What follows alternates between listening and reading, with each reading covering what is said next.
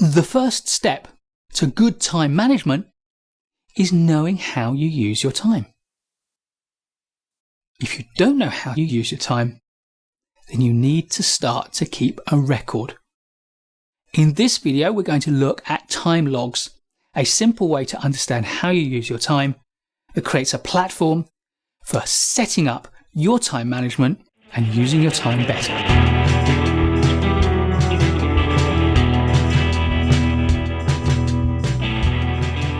What gets measured gets managed.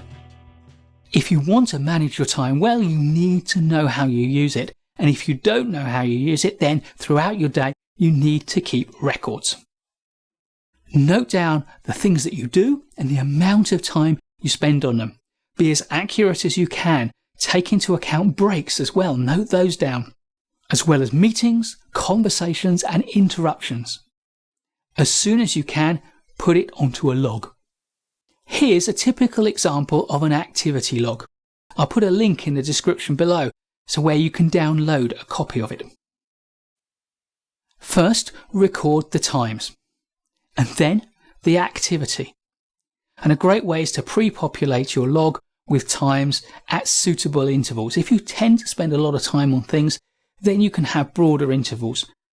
But I reckon something like 5 or 10 minutes work very well. Give it as much description as you need to properly understand what it is that you've been doing.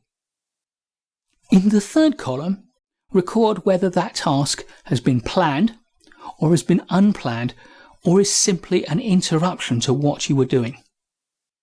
It's also valuable to record your energy level, because we've got another video about how to use your energy levels well. So record whether your energy level is high, medium or low. High meaning you're full of energy, you're at your peak. Low meaning you're really struggling, it's the hardest part of the day for you. Or medium. And finally, when you've kept your log for 3 or 4 days, maybe a whole week, go through it and indicate for each activity what type of activity it is. Come up with something like 4, 5, 6, maybe 7 or 8 classes of activity, not too many. Examples might include your core job role, projects that you might be working on, perhaps one code for any project or perhaps one code for each project. Planning and thinking time might be another one, or social activity or conversations. Activities may be a reactive response to something that has happened. Or of course, they could be time-wasting activities. After 3 or 4 or maybe 5 days of keeping an activity log, you'll learn a lot about how you use your time. It'll be the basis for starting to understand the problems you have and therefore the time management solutions that are likely to help. And many of the videos that will follow this one will provide you solutions to some of these challenges. The first thing to ask yourself is, do the proportions of time that you spend on the different types of activity seem about right to you? Do they match what you think of as the priorities of your work? What times of day do you most often get interrupted, and what are those interruptions? What sort of things or which people tend to be the cause of those interruptions? We've got a video on the scope process which will help you to deal with interruptions. When are the peaks and troughs of your energy? Knowing this will allow you to plan activities into them.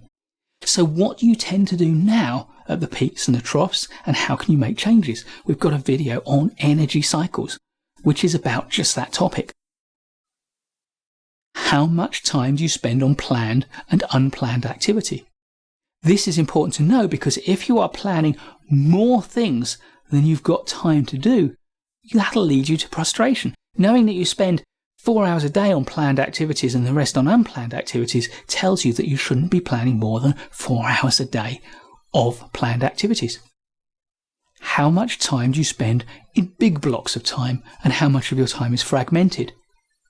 Because we know that if you want to concentrate on something, you need a block of time. So this will tell you when those blocks of time are, and therefore when you can schedule big, high concentration tasks. And it works well in conjunction with your energy cycles. Do things tend to get done in a sensible order and sequence, or do they tend to get thrown together in a random sort of way? Knowing this will tell you how important it is to add more planning into your time management process. How long do your jobs take? And is it about the amount of time you'd expect? One of the most valuable things you can do in improving your time management is get better at estimating how long things take. And if things are taking longer than you expected, this will give you not only the information that you need to improve your estimates, but it will give you some solid data that will help you to get your estimates more accurate. Are you constantly trying to juggle lots of things over a short period of time? We know that multitasking is inefficient. And if you see signs of attempts to multitask or serial monotasking in your activity log, then that tells you that you can become more effective, more efficient, and more productive by changing that approach and allocating bigger chunks of time to get tasks done before moving on to the next task. And do you seem to get started on tasks and then put them down and not come back to them? If that's a problem you've got, then you know you need to find ways to improve your concentration and focus.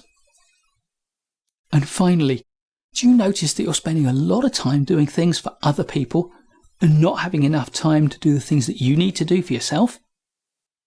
If that's the case, you're going to need to look out for our video on how to say no effectively. There's loads more things you can notice from your activity log. If you've never thought about how you use your time, it is a pressing priority for you to set one up and start to use it.